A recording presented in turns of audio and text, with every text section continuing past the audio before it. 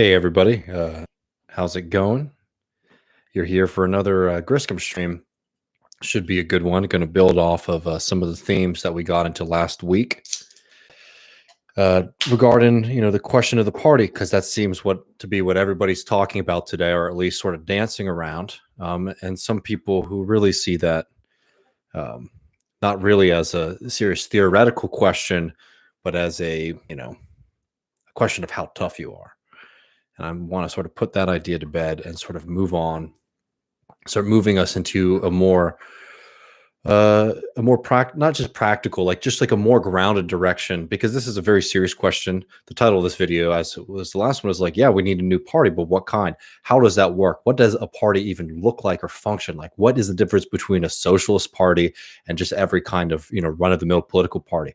What's the difference between like an actual political party, like a socialist political party, a workers' party, from what you typically get in the United States, where the party is really just access to a ballot line. We're going to get into that, but I'm also going to be taking questions from the chat. I always appreciate being able to sit back and talk with you on these Tuesday nights, which I think is going to be, we'll see how it goes with the new schedule and stuff going forward. But I think I'm liking these sort of early Tuesday nights for these.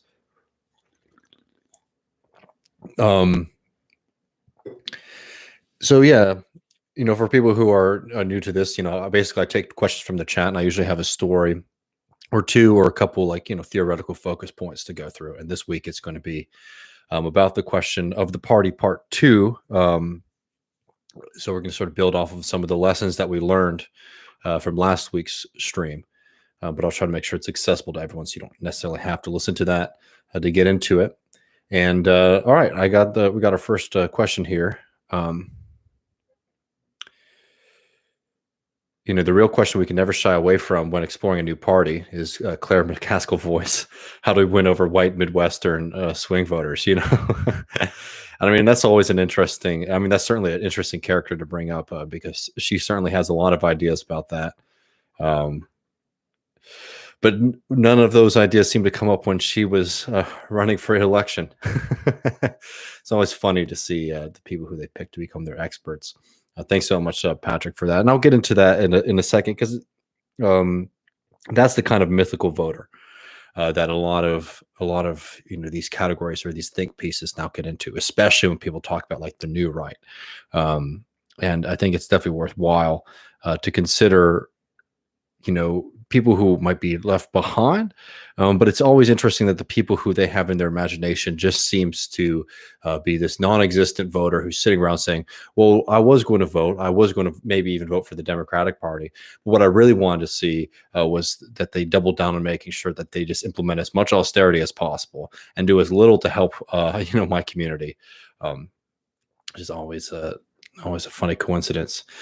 Let me see. As I'm getting sort of warmed up here, I want to make sure y'all know about what's going on this week. This week's show, we're going to have Grace Blakely on, who is a Marxist economist from the UK. He's written a few great books, including Stolen, which is one of my favorites. So she'll be around on Thursday. Also, tomorrow, I'm going to be filling in on Jacobin, on the Jacobin show. So that'll be at 6 Eastern on Jacobin's YouTube channel. So definitely look out for that as well. Let me see.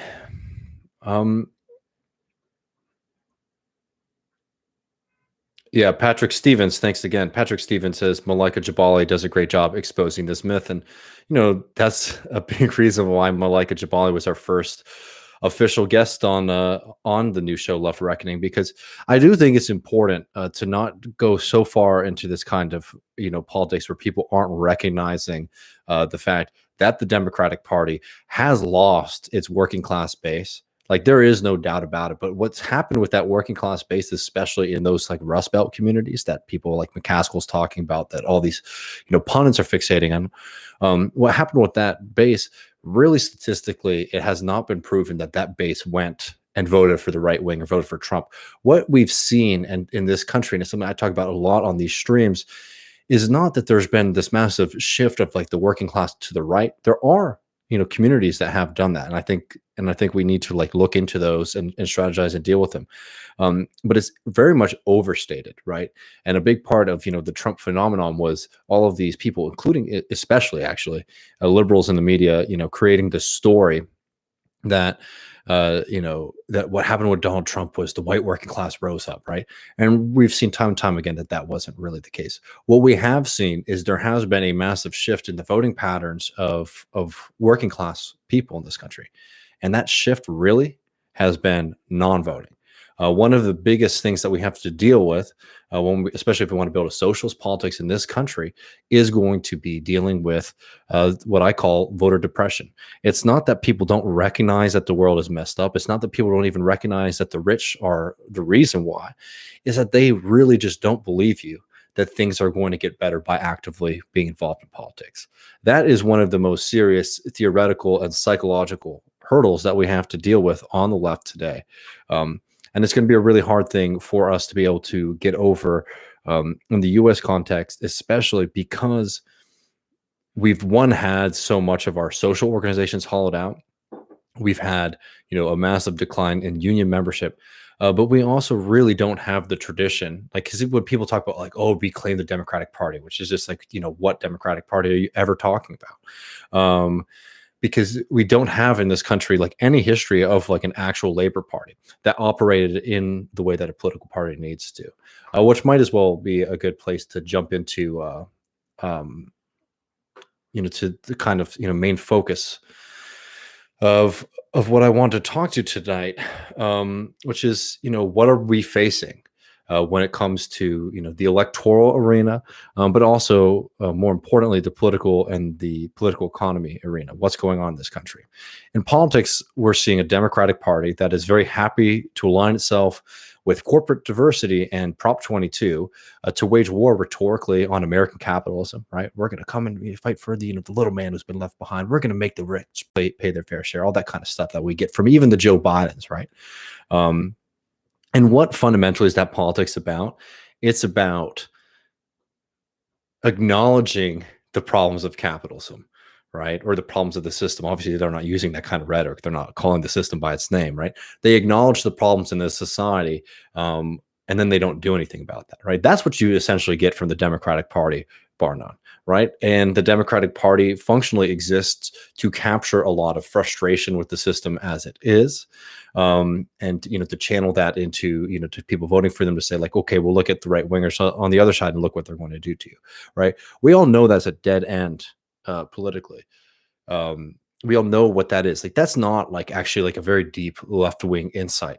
And what's so frustrating about a lot of these people who have been very loud lately, let's say I'm not afraid of the Doors, the Ryan Knights, all these folks, is that they seem to think that like that's like the big political realization, and that all of these other left-wing organizations, all of these other socialists, all these other lefties don't understand that the Democratic Party is absolutely hollow in its commitment to fighting for working class people, right? Like they think that they're the only ones who get that.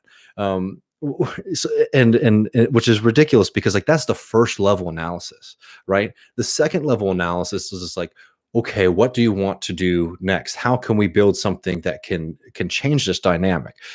And it's very funny to see folks. Thanks so much, Kowalski, for the super chat there.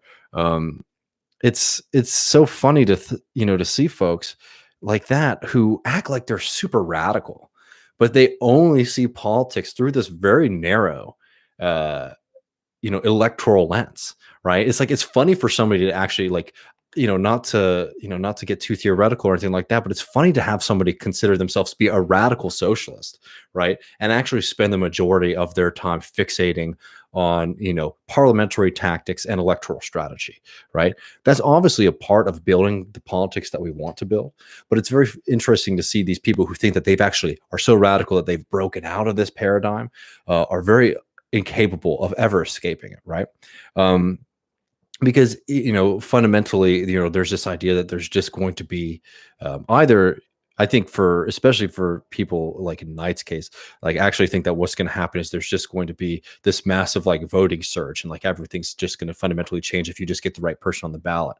And we're going to get into a little bit about Syriza again, because that is, I think, a really great example of why that perspective is so flawed historically. And then I also like need to note too, while I'm doing this stream, this is why such a big part of Left Reckoning and also TMBS before was rooting ourselves in not just the socialist movement, but in its internationalism. And that goes far beyond just like solidarity. That is a fundamental understanding that not only, are we all just members of, the working class, which, is a category that transcends borders, transcends culture, all of these other things. Um, right, not only is that the socialist call there, the internationalist socialist call, but it's to understand that these conditions are constantly changing, right, and that there are different theaters that this kind of ideological and historical battle between the ruling class and working people are happening, so we can learn lessons. And it's very frustrating for people who seem to have a very ahistorical and US centric lens, talk really boldly about exactly, this is exactly what we need to do, without referencing either the history of the United States, right, which should honestly just be a first, the beginning of your analysis.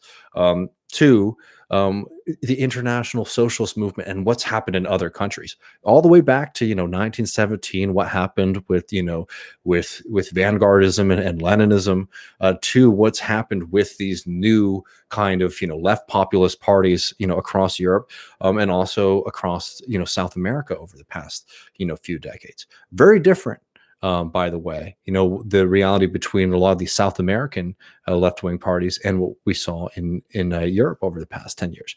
And it's just, again, I honestly, I think this might be my last comment on it, because I just think it actually drags the conversation down to such a low level. This kind of fixation that we've seen, and just kind of like pretend politics that we're seeing emanating from some very online people. But like, that's why your analysis really needs to be rooted in those two things, because this is not the first time that there has been a spark in this country where working people and young people and people are starting to say, okay, we want to start coming up with something different. There is, in the United States, 100 years histories of this, and even more, even more present, is like the past 30, 40 years of left-wing history. There has been a lot of attempts to try to build a new kind of political party in the United States. Like, if you're sitting here and you're thinking in 2021 that you're the first one to have this idea pop into your head, you are delusional.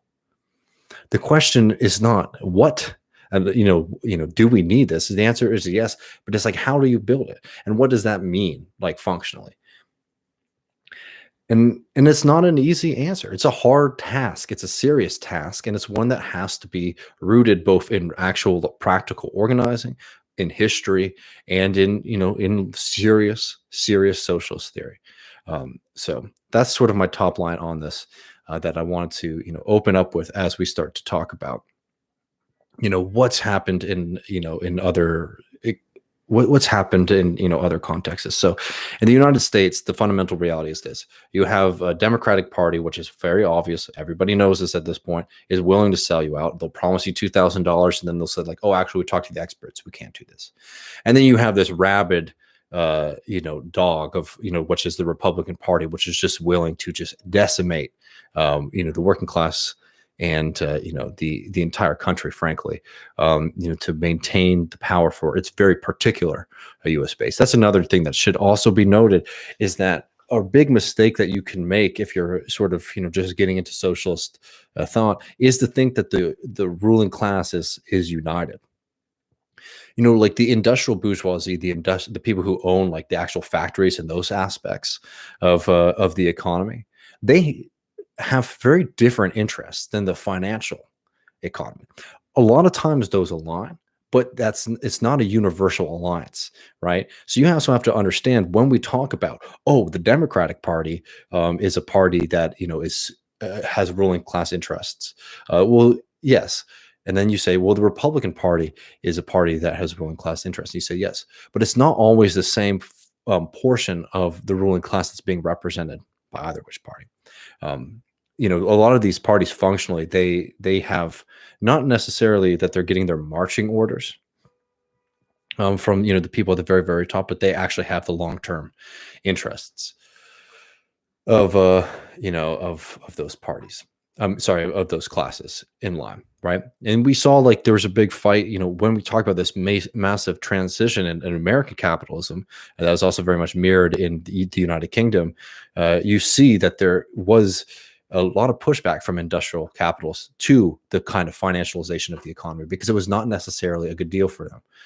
They had to rearrange a lot of things to make financial capital, the new financial system that we sort of live under, attractive to industry. And essentially, what they did with that, by the way, was replacing all of the boards of industry with people who were directly tied to the financial industry. So when you saw things like, CEO pay packages being denominated in stock, essentially, you've tied those people and their interests into the financial economy rather than the actual industrial economy, right? Those are very different things from the outset, but you see how they merge over time, right? The point is that the capitalist class is not something that is constantly in unison. The really dangerous thing that we're seeing right now in the United States in particular is the harmony from that class of people, because people talk a lot about late capitalism, or this is we've gone so far from like the golden age. It's like I don't know about that. If you're at the top, I think this is one of the best times there's ever been in this country to be at the top of this system. It's really bad for the people in the middle, and it's hell for the people at the bottom, right? But for the people at the very top, the people who this system is designed to help out, it's worked really well. All right, let me make sure I'm getting to y'all's chats. I'm going to jump back into this in a little bit to talk about the question of like will in political parties and what kind of structure that we want. But I want to make sure that I'm talking to your getting into your questions and things like that.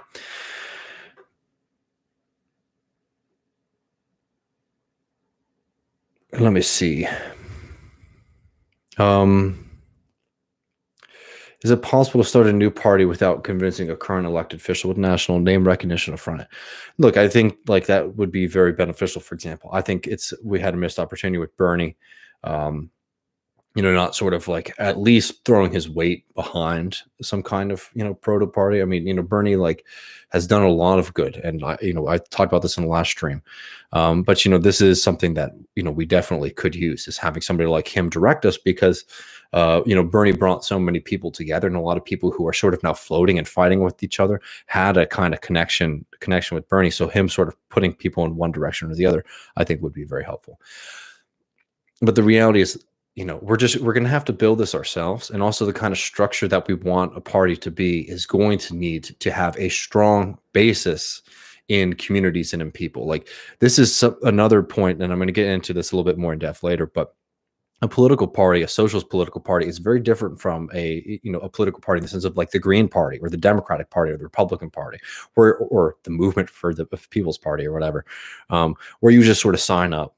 Right. And then, if you're a state that has primaries, you can vote in the primaries, but you're a registered party member, maybe, if you have to in your state.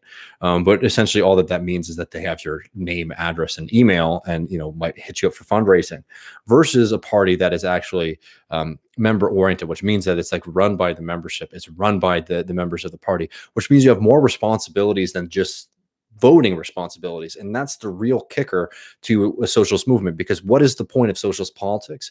It's to alleviate people's suffering and alleviate people's pain. How? By bringing the working class, the most powerful class in this system, the class that keeps this system running. You organize that group of people in common interest and in common struggle to act as a class, to act as a unified class, which means you can do things like, yes, winning elections, right? Which is, still a lot of people, they still think of parties only in that sense, but it's much bigger than just, winning elections. It's doing that second level work that will be necessary to transform a state, a capital state, a state that was developed to benefit the people, the rich, to benefit the capitals, right? It's going to take a lot more than just having, socialist faces in high places, to borrow a phrase from Cornel West. It's going to take a concerted effort between an organized working class, and you organize the working class through the political party. So if the union is a organization that organizes people in the workplace, a socialist political party is an organization that organizes the working class as a whole. And that's the real importance of what I'm talking about when I'm talking about building a socialist party, right? And that is why it is fundamentally different from all of these other ideas that people have about what a party is and what it can be. So to answer your question, it's like, yeah, it could be helpful to have, to get people into it and to, have those ideas and things like that. But I'm talking about something very different than just like a splinter party. Right. And we'll get into why that's so important later with the Syriza example. Please do not let me forget about it, because it's really good to see what happened with Syriza that had a lot of the right platforms and ideas. And it wasn't even that the people in it walked away, but they had problems implementing those ideas. And we'll get into that in a second. Thanks again, Kowalski. And thanks again, our comrade from Iceland. Please hit me up on the political prisoner, Jade Maroon. Definitely. Sorry, I missed it. I think I got your message on our Facebook, which I'll be honest, I don't really check. So Twitter's usually an easier place to find me, or a personal account. So I'll keep my eye out.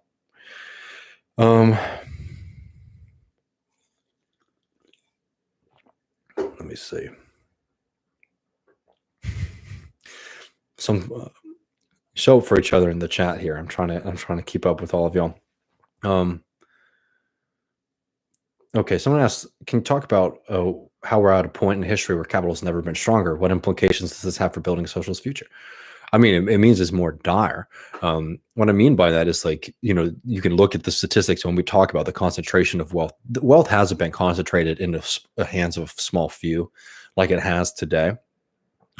So for the capitalist class, they're doing extremely well. And what we've also seen is a government system, a state system that works extremely well to maintain their privileges and power. So what we've seen ever since the financial crisis has been, the Federal Reserve, for example, in the United States, has been very prepared to do anything possible to make sure that the asset prices and the debt market, that's a new movement that the Federal Reserve did in this crisis, right? The corporate debt market, right? So corporations indebting themselves exceptionally, right? Because money was really cheap. And what that means is that because the interest rates on money were very cheap across the economy, it's really easy to borrow. Which essentially, in a lot of ways, is almost free or next to nothing, right? That's what when people say the term cheap money, right? So you have this entire U.S. Business sector, right, propped up on debt. And then you have the Federal Reserve basically come in and stabilize those debt markets for those folks, right? That again secures the wealth and privileges of the people at the very top, because they have all this stability. Not to mention all of the the QE, quantitative easing moves that you saw after the financial crisis, and then the Federal Reserve basically jumping in again, as we're talking about in the debt market, to stabilize asset prices for the super wealthy, right? You have a system that works so functionally. Like, think about how chaotic it was when the COVID crisis first started, right?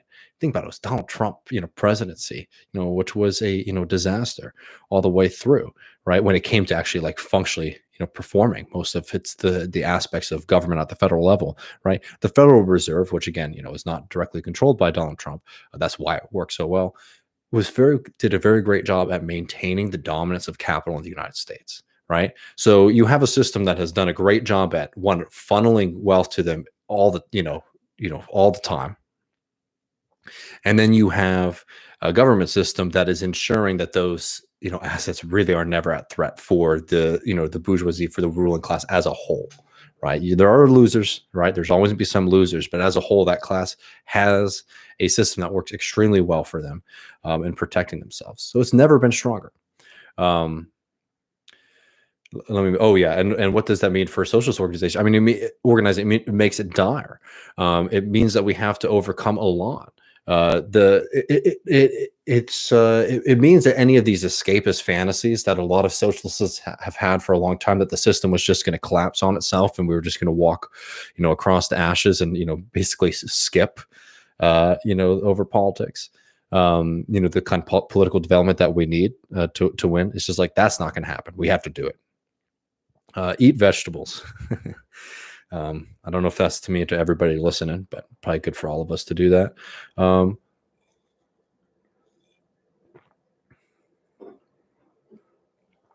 yeah. How can we better understand what better examples of socialist organizations do differently, deeper than just higher numbers of people participating? So I don't know if, and I appreciate this, the question and the super chat. I don't know if I had already started to answer this when I was talking about how the socialist political party is very different from, so if the union is what, organizes and is able to call on, an organized workers in a shop floor or in a factory or maybe even across a whole sector, a socialist political party means organizing, the entire working class as a whole. So yeah, votes, right? Needed that all kind of stuff. That's all well and good. But think about Bernie Sanders, right? All these people are like, what's going to happen if Bernie Sanders becomes president? Well, Bernie Sanders said, well, we will use social mobilization, because the idea was like, if Bernie Sanders becomes president, you would see a massive pushback from the ruling class, right? You'd see a massive, pushback from the ruling class. Um, because they don't want a socialist in government. They don't want working class power, right? You have an entire system in the United States, I'm talking about the government here, that is designed basically to prevent that from happening. Our whole system, our government system, is designed to move as slowly as possible to make sure that we never get a kind of left-wing movement. Because what does the left-wing movement effectively mean? It means the dirty unwashed masses, right? It means the working people. It means the people that were excluded from the right to vote in this country, right? They developed this system because they were always afraid that the vast majority of people would use democracy, right, rule of the people, to wage class war on the rich. So there's a reason that our Constitution was set up, right? Even though it used all of this language of universal, participation, of the will of the people, all that kind of stuff. It has all of these safeguards to make sure that that can never come into being, right? So Bernie Sanders as president, that would mean that we would have to not only have him in power, but be able to organize and act in unison to make sure that those things are put into place. So that means things like strike action, but that also means redeveloping space around us to basically take control of a lot of the aspects of governing and a lot of the aspects of the state, into like direct people's participatory systems, right? So replacing the old kind of bureaucracy of the American state with an organized, group of people. Um, I don't want to get into the Syriza example, but in a little bit when I get into the Syriza example, I'll give you a really particular example of what that means too. But I want to make sure I'm not missing chats while we're getting them. And thanks so much, Wooden Dice. Love and solidarity from the Florida Panhandle. And great. Thanks so much, Jade. Yeah, I'll look out. Sorry, I got your message. It's been a weird day for me, but I'll get to it soon. I promise. I really appreciate it, and I'm very interested in. Um, and Hobo Boatman says, have you all been keeping up with Ecuadorian election? We have, and we'll definitely be covering that more in depth on Thursday. Josh says, if a new party depends on a revitalized labor movement, how do we avoid problems that come with conservative union leadership? Uh, you know, Scarred by being a former Labor Party member. Keep up the good work. Well, the UK. First of all, it's not unique to the United Kingdom. We just had Kenzo Shibata on, the show, who is, a member of the Chicago Teachers Union in, in Chicago, obviously. Who was talking about, the fact that they're going to try to force them all going back to work, even though it's not safe for them. And, you have the president of the teachers union saying, oh, actually, I think it can't be safe, right? That's a difference between rank and file membership. The Labor Party is a really interesting example, for Americans to study and to understand, to think about what it means to be in a political party. Like, I'm sure that Josh, as a former Labor Party member, has left because not only do they not want to support Starmer, but they don't want to have to continue to pay dues and have all the other obligations that go with being a member of the Labor Party, right? The Labor Party is not we've seen what's happened, since they've kicked out Corbyn, right? What they tried to do with the Labour Party under Corbyn was to democratize it as much as possible, and to push back of years and years of neoliberalism. And what we've learned, unfortunately, is that while they were able to do a lot of good, they weren't able to go far enough, and the snapback was quick, right?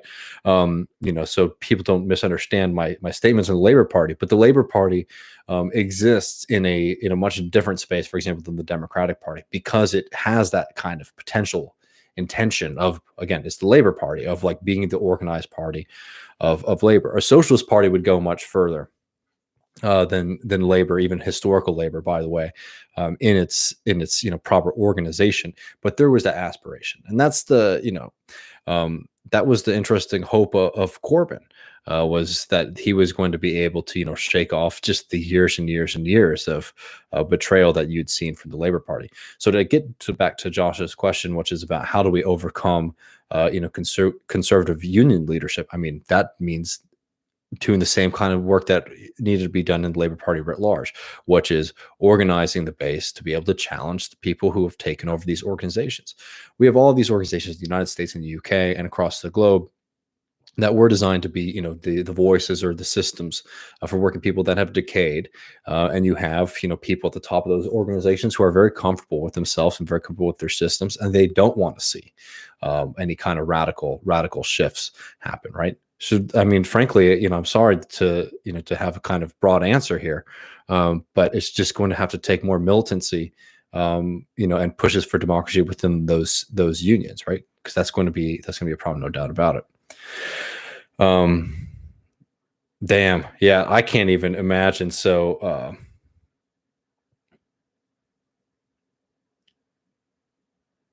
let me see. Sorry. Alas, poor Yurick, saying in Australia, get in there and democratize your union. Be inside the tent pissing out, not outside the tent pissing in. A work is the only answer. I mean, that's the unfortunate answer to a lot of these questions that we have, is like, we have a lot of work to do, and we can think about how we want to engage with that work. But a lot of these lessons are actually just going to have to be learned, like in the struggle. That's one thing I even said about, like, the Google union. It was like, there were some worrying things that this might be, the kind of union where it's like you have some people who have very different solidarity levels with each other. If you have people who are making $150,000 and people who are, at the bottom of that system, especially if, the union becomes much more about kind of HR issues. So that was like one of the criticisms of it, but I landed on, it's like, yeah, that would be a problem, right? But I landed on the answer is like, well, the only way that's ever going to be overcome is by getting people together and working together and realizing that's not viable, right? We can talk about it from as much outside, but until there's just a certain point where it's like these lessons are just going to have to be learned, and in a lot of ways too. Like, I'm I'm not a older guy, but I've been on the socialist left for a long time. Relatively, right, for my life, and I was pre-Bernie, trying to figure out what to do, and like, okay, so I come out of it like, oh, never do anything, we all know where the Democratic Party will take us, blah blah blah. Well, it's just like what ended up happening was like, you could have that right analysis from the get-go, but it's just like a lot of people had to learn that together, and now we have movements that have stronger understandings, right? We can do as much as we can to try to make sure that people orient themselves in the correct way, and that's why having organizations now that we didn't have really on a national scale at the pre-Bernie time, that gives us more opportunity to prevent that. But it's at a certain point, it's like these lessons are just going to have to be learned through the struggle. I'll tell you, I appreciate this. I'm gonna read this in 1 second, but I always have to say, like, there's some aspect of the Australian lingo, and I know it's probably a two-way street, that it just seems like y'all just making stuff up. All right. Got paid today, feeling generous. This is again from Alas, poor York. Thanks again. He says, got paid today, feeling generous. Check out BLF, Green Bands, and Jack Mundy. Years of work to fix the union, take over branch stack. Then the most awesome set of campaigns you've ever seen. Big wins. Love it. Yeah, I'll definitely look into that. I wish I had more insight into Australia too. So I always appreciate the information there. And just for people who might have just joined in, the big thing we're talking about is the party, but towards the end of this, I'm going to get into some of the real lessons of some more lessons of Syriza when it came to implementation of their ideas, no matter how radical that they were. And this is something that I've had to develop over time, understanding that politics is so much more than just like a checklist of like personal political beliefs that you have. And one of the biggest problems in the United States, especially in the United States left, is that that's how a lot of people think about politics. Like politics fundamentally, if you're a socialist, if you're a Marxist, you need to start thinking about these things as like class power, right? And like, what are we going to be able to do, and how are we going to be able to do that, right? And if you want to be engaged in politics, that starts to become the real question. Like, we can debate the issues. I spend a lot of my time doing that. I love reading philosophy. All this kind of stuff is very interesting to me. But the real next step that you have to take to elevate yourself from just a pundit or a commentator, or just a viewer of this thing, right? Is to start going into that second level question, which is how.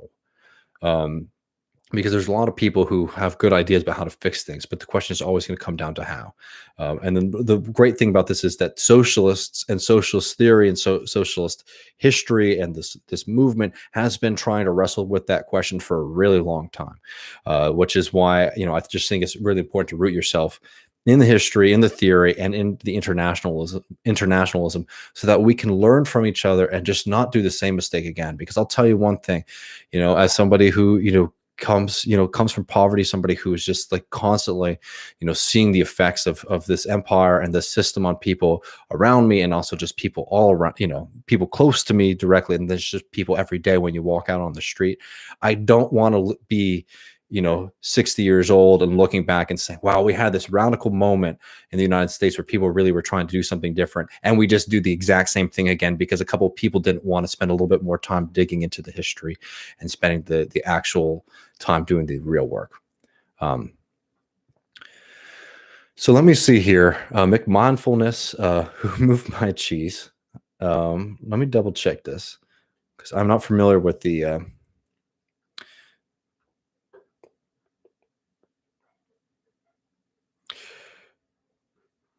okay, so is this the so if HR 2474, the PRO Act, gets passed, is there a possibility that instead of labor aristocracy, it could have the unintended consequence of sparking a revival of class consciousness, at the least resulting in I don't know, I can't say that word.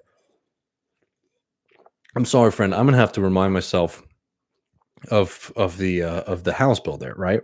Let me see. Because I'm not sure from the top line there. I'm really sorry not to be able to answer the question directly. Is this the one that's trying to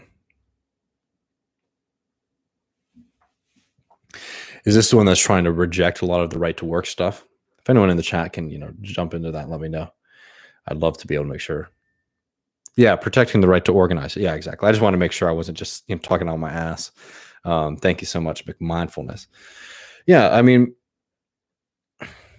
it's both ways. It's like, yes, all of these victories on the legal level are exceptionally important. So if we get stronger protections, honestly, providing a lot of protections that were already established in the past. Is there a possibility that instead of labor aristocracy, it could have the unintended consequence of sparking a revival of class consciousness, at least, resulting in it? And, the answer there is, if you start getting people's hopes up and you start selling them something, there are two ways that it will go when they get disappointed. Either they start pushing back and demand more, or they, as get more militant and push back against the leadership, which has been sort of another theme of the question tonight. The questions tonight is like what to do about more conservative labor leadership. You could definitely see, especially in the United States, a lot of these hollowing out of the unions has been, yes, a war by the right wing, but two, as we all know, like a very complacent, top of the labor movement. You can tell that there's a problem with the U.S. labor movement when like most of the functionaries of the labor movement live in Washington, D.C., right? They're not making cars there anymore. And that has a big part to the intermeshing of a lot of people who are making those final decisions, that are separate from rank and file. The answer to your question is, if we start seeing more participation in unions, it will first of all improve people's lives, right? Just because even with the current state of unions in the United States, union workers still get paid far more than anyone else, right? That is worth it on just that level. But two, yeah, I think that you could start to see people see the unions as their part of democracy, like as their place to outlet, their feelings about the society, which because people aren't feeling that in politics right now. So if you start to see that in the union movement, I think that'd be phenomenal.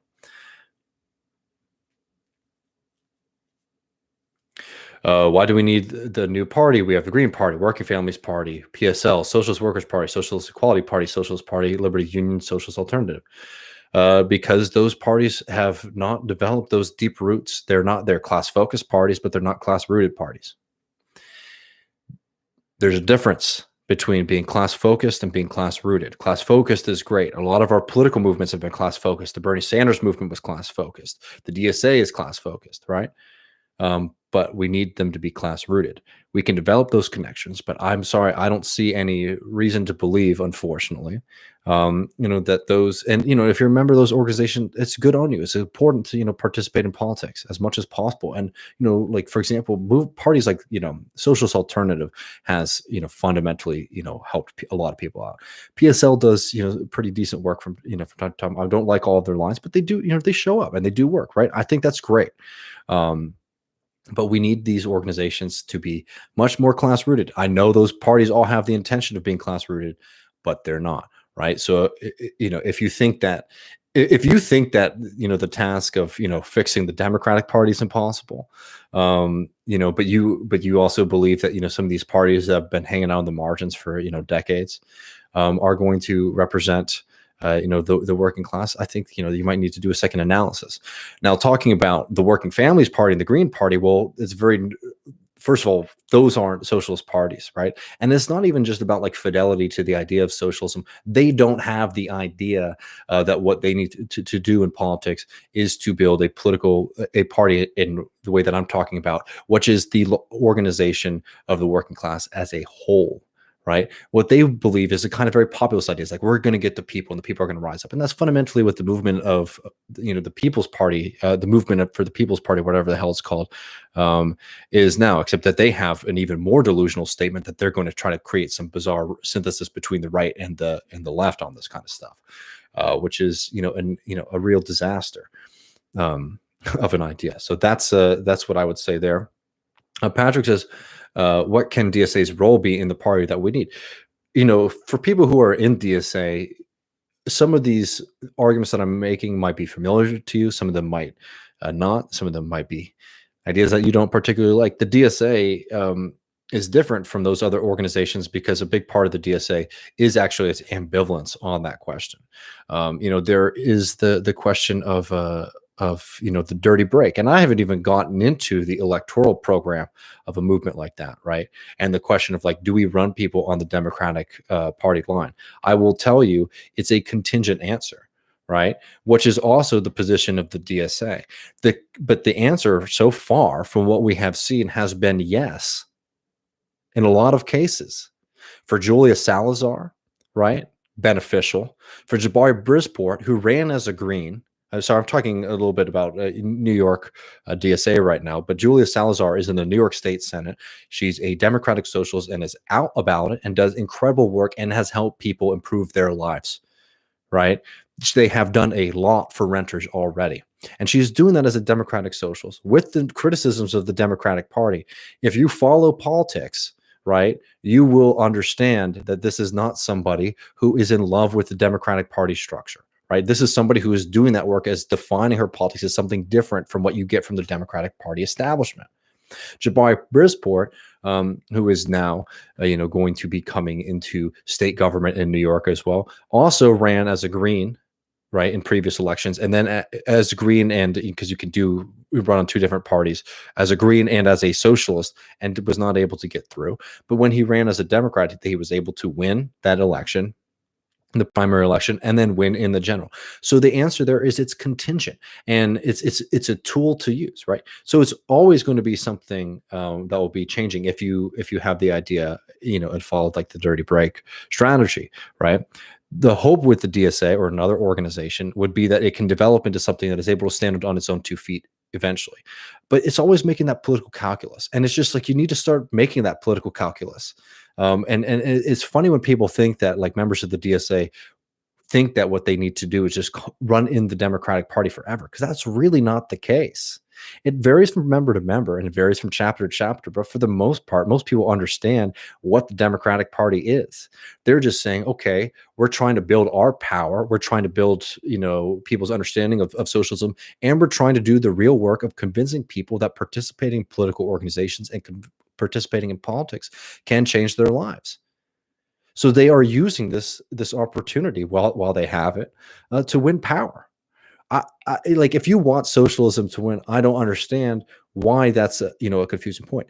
That's very different, by the way, with what we see with the squad question, because the only one there, like you had some of them who were members, right, and associated, but the DSA didn't develop the roots with those kind of candidates. I think the DSA should have stronger demands on anybody who's a member of the DSA who wants to then be in office, right? Because the fact is that, yeah, AOC can't be recalled by the DSA, and I think that is a problem, right? But if you can't be able to look at these different subjects, individually, and then understand them in their own contingent, aspects, and instead say like, oh, the DSA is a party that loves the Democratic Party, or is an organization that loves the Democratic Party, you're delusional. You're not doing your kind of serious theoretical work that's going to need to be done on this question. And then, as I'm sure you know, the retrospection is helped by the political prisoners issue. Yeah. Adrian says, greetings from midnight in Sweden. Hell yeah. Appreciate that. Stay up. Cheers, brother.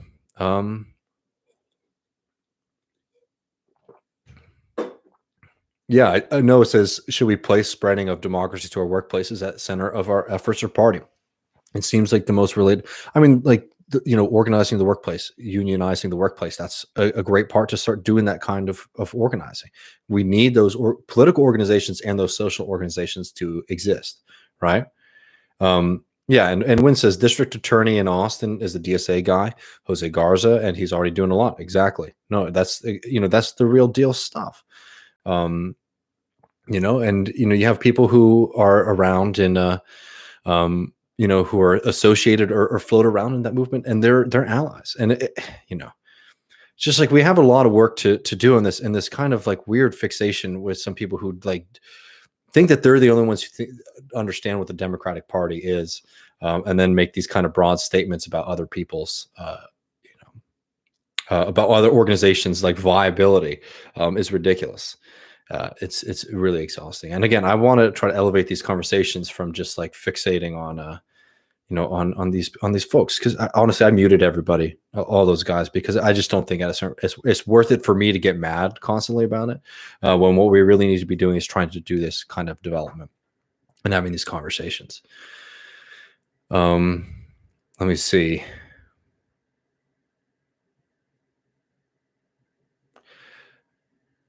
Yeah. So somebody says Mike Davis was on Antifada, and Mike Davis is great. He wants to see a left organization that was actively helping leftists materially so they can focus on organizing. It was interesting. I mean, that's going to be a part of the,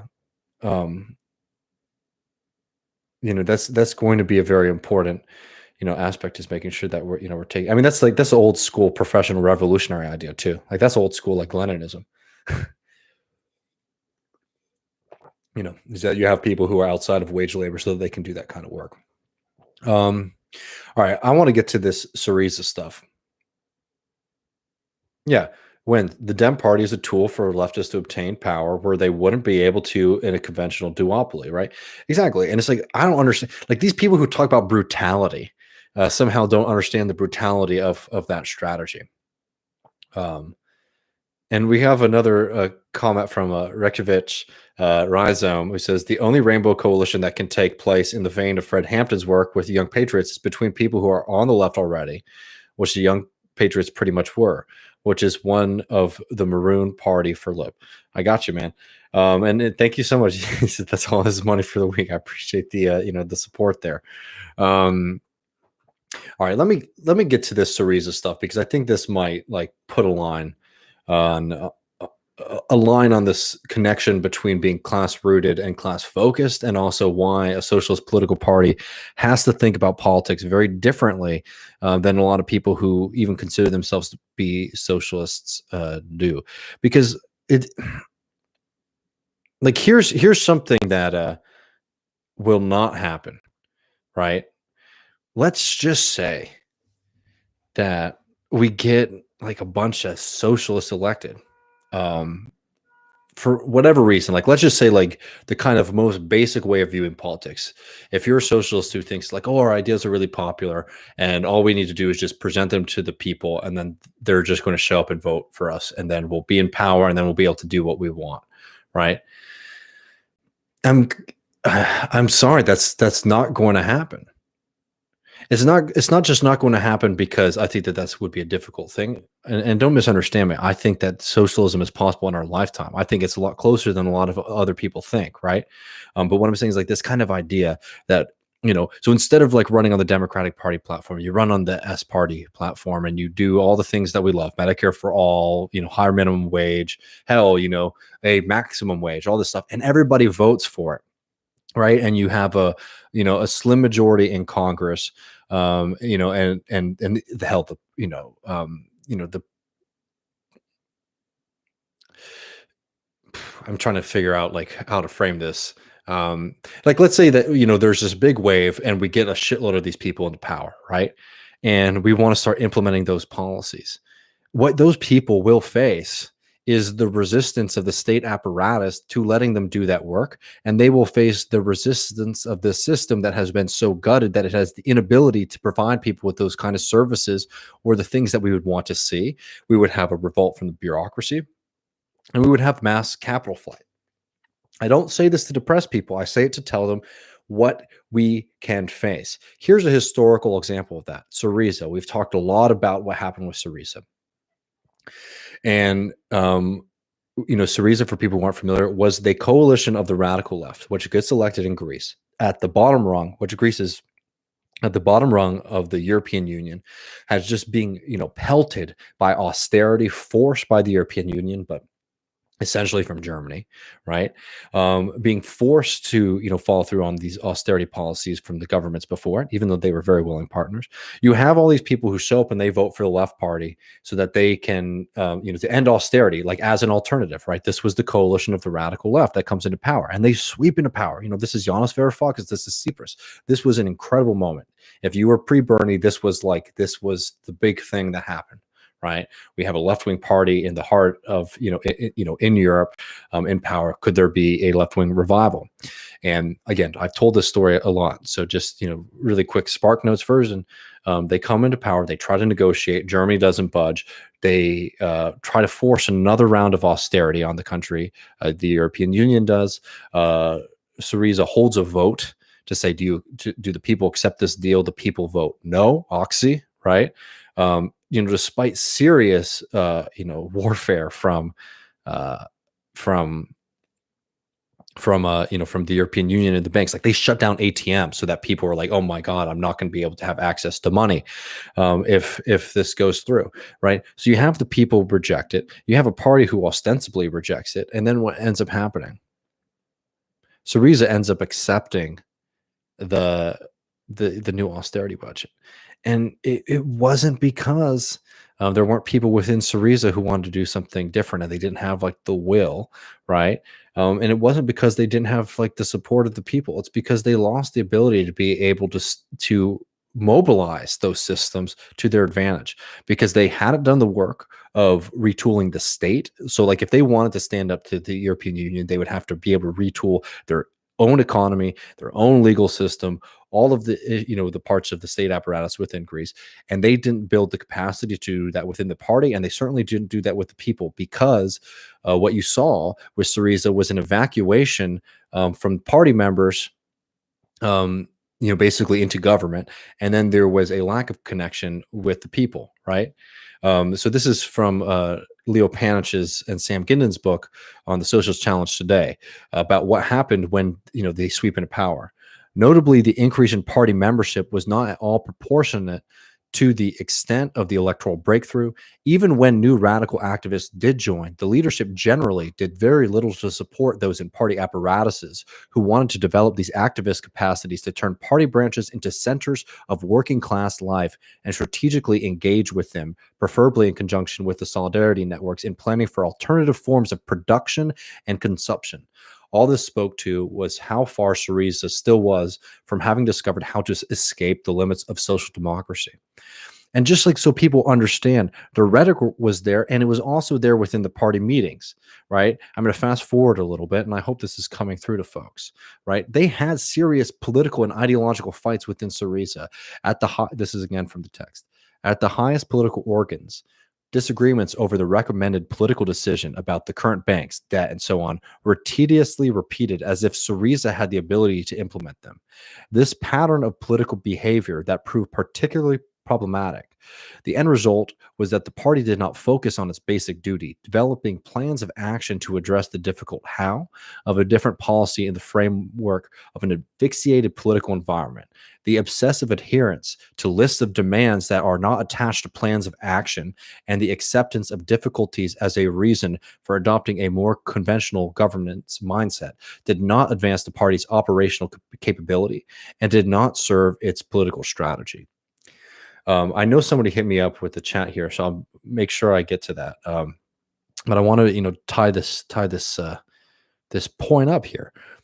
There's a good story that Panich also brings up about how the education minister of Syriza wanted to start to use schools across the country as centers for working class community, but also of politics, with the hope that you could use that to start organizing the working class in mass. So not just the voters, the working class in mass. Do that work, which I'm talking about, of moving from a class focused party into a class rooted party, right? To actually be able to leverage the full weight of the working class as a whole, not just the portion of the working class that are voting for you, right? But what we saw there was that there was a failure of the party to train and incorporate new members and new young activists who wanted to be in the party apparatus in in the truest sense. And then when the education minister wanted to push for this, they had no connections with people in those communities to be able to implement the idea. So he's out there saying, we will do whatever we can to help the people do this. But nobody was on the other end of the line because they hadn't developed that root, that connection between the party and the class. And what ends up happening with Syriza is, even though you had all the radical ideas, I mean, these, this is Yanis Varoufakis, these were radicals, these were anarchists, socialists, like serious, lefties, a real lefty, right? A real radical.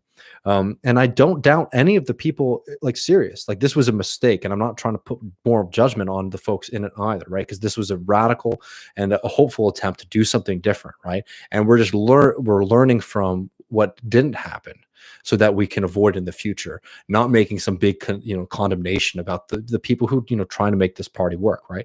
The point is that these folks were radical. They had the socialist politics in the sense of like their positions, right? They were prepared to argue for them, on all the points, on all the merits, come out with all the list of demands that they wanted. But they had lost that rootedness. And it's not because they became bourgeois. It's not because they lost the culture or anything like that. They had the work was missing between the party and the people, so that when the party came into power and needed to be able to develop into something different, to do something different from social democracy, right? Which is essentially just getting people with better positions than, typical capitalists into positions of power to alleviate the suffering of the working class. They weren't able to move. They weren't able to move into a different direction. And if we don't understand that today, right, even in the best case scenario for some of these alternative ideas of a party, right, that we see like all we need is a new party that's going to have like, the best logo and the best, mission statement and all this kind of stuff, we will do it again. We do need a new party, but we need a party that is able to learn from those kind of mistakes. And that party is going to have to be organically rooted in people.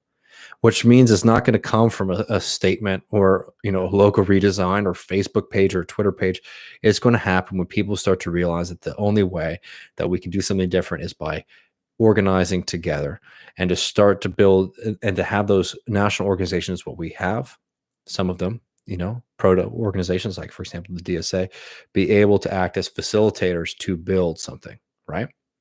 That's the real question of the party, which is much deeper than just the question of, do we need a different party in the United States, which is what so much of this debate has been about. Do we need a different party in the United States? It's like, yes, but what kind? And that's the title of these conversations, because this is the idea that I've been really wanting to convey with people. It's like, yeah, and we got to, like, there's a lot that's going into it, and there's a lot that can happen even if we're successful, in a few elections, right? Hell, we could even take power, and we could fall into disarray. So I'll come back to that. I don't want to go on too long.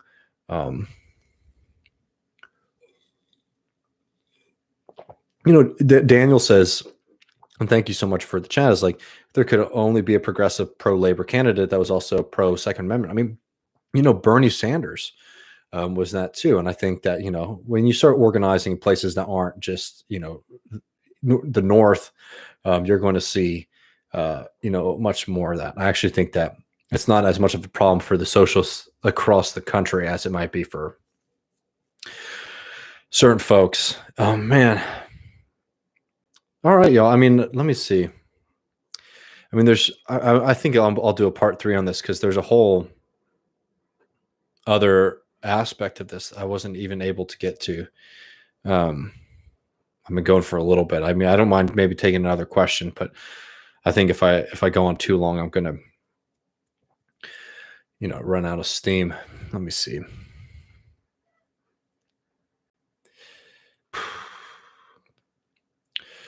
And this is something that we're gonna have to figure out too. Like, I like, for example, some of the DSA actions that they've done. A good way to think about like aid that we can do with political organizations is like what the DSA has done in support of, in some cities, teachers unions.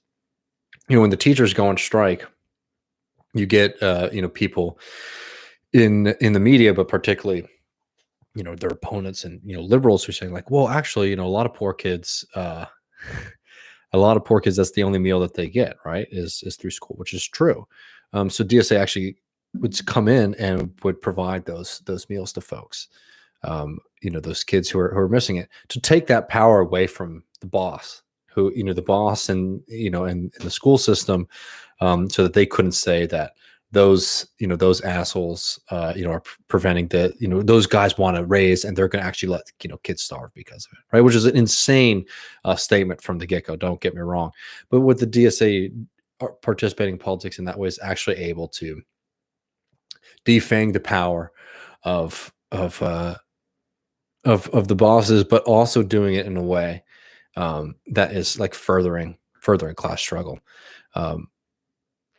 So, there's a lot of different stuff that we can get into, and, I can only think so much about it, and I'm not the only one who has an opinion about this, obviously, but I'm always happy to hear from folks on these things. But, these are the real serious questions, and they go much deeper than just like a stupid thing where you just realize the Democratic Party sucks, and you're just going to repeat that constantly, right? It's like, yeah, of course, and then what, right?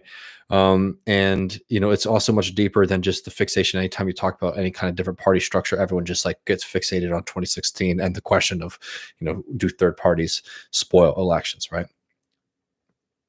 Which I think is a distraction, because you can tell when somebody's fixating on that they're not thinking about it in this kind of broader sense that we're trying to talk about here. All right. Billy says, was that Super Bowl rigged or what? Man, the Chiefs rigged it. I think it's very clear that Patrick Mahomes should not have been playing in that game. Patrick Mahomes was, in my opinion, very clearly still hurting. And even worse was the fact that his O-line essentially just let his opponents run in. unblocked for the entire game. I felt really bad watching him. I was sad. I wanted a good game. I had a feeling. I mean, I honestly thought it was going to go the other way. Um,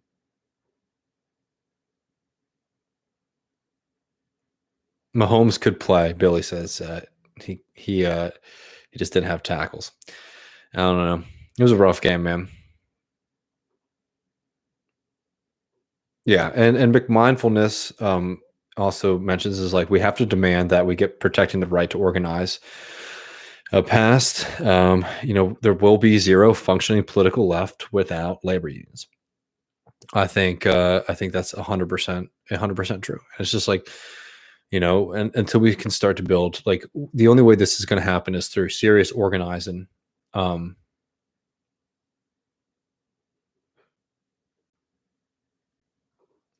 it was a real disaster.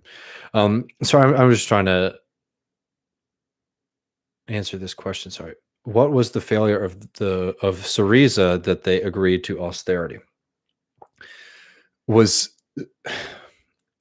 Greece is a country that it is entirely dependent on funding from the European Union, especially at that point. Syriza came in and inherited a mess from previous governments that did the dumbass combination of austerity um, with austerity and high increases in debt, right?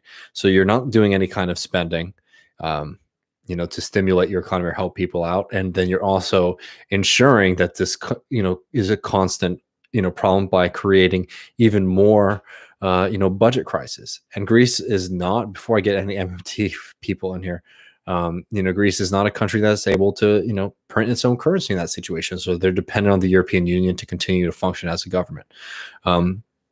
So essentially, Syriza is unable to really do anything different. We can talk maybe about, could they have held out? Could they have done something different politically? Is there a tactic there they could have done differently? You know, sure. Right. I think that's something, there's definitely a conversation to be had there. Um, but there is no horizon where socialism comes on the end of that. There is no horizon, honestly, where that, in my opinion, actually ends particularly well. I think that just puts off the crisis even more, which is a sad thing. And it's just we have to understand this political reality that we have. The Marx line is like, I'm not a nihilist. I always contend that socialism and materialism are very, very optimistic philosophies. But we do live in worlds that we have contingencies on our options.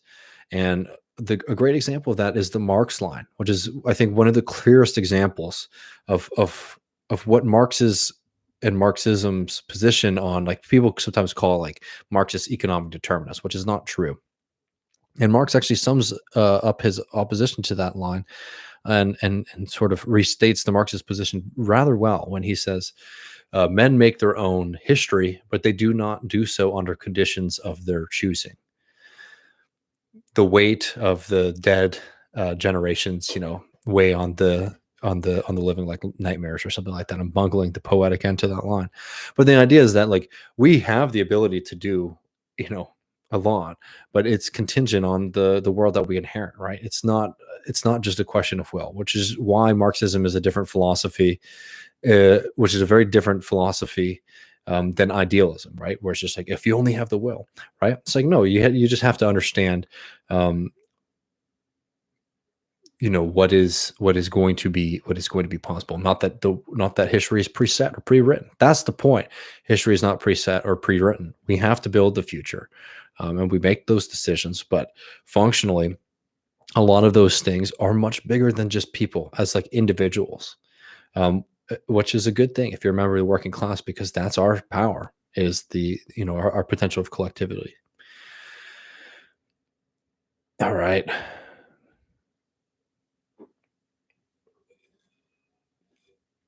So again, building a party is something that's very different than just focusing on elections. It's actually building and organizing the working class, which is not a small thing. It's not an easy thing, and I don't have all the answers as to how to do that. It's something that, you know, I think we all have to be committed to working on, together and thinking through. These are just my thoughts on that question. But again, building a new political party, building, I don't even like using the word political party. I think like building a party. And again, the party in this sense means the an organized working class on a class level, not just on a, shop by shop or industry by industry. It's uniting the working class, and the unemployed and all these other people that are put in that position by the system, right?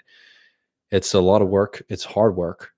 We can do it, but we need to start being a lot more purposeful in that movement, and thinking seriously about what that means, and not getting caught up in fantasy, not getting caught up in depression, and not getting caught up in I don't know, mania, where you think it's on the other edge of the horizon if there's just people just want it a little bit more.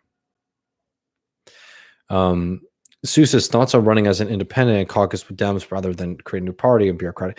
Again, Sue, appreciate the chat there. It's like, that's like when you're talking about somebody running for office to be in a political position, right? That person, if they are to be in this kind of socialist movement, the kind that we need to build, they have to be a member of a party, an organization that is rooted in the class, right? Is rooted in the working class. That's what we're talking about when we're talking about the party question. So the question about running as an independent or running as on their own party ballot line, or running as a Democrat, are like secondary strategic questions of the party as a whole, right? And that's like the bigger point. So it's like, I don't want to fixate so much on that question of like, what is like the universal rule and like how we get on a ballot in the United States of America. What I'm laying out right now is that if we want to be able to build the organizations that we need, the organized working class that we need, we have to start building that party. And the party that socialists are talking about building is a very different thing than like a political party in the traditional American sense, right? That's the real difference there. And and the reason we use the word party even is just because that is the idea of an organized class.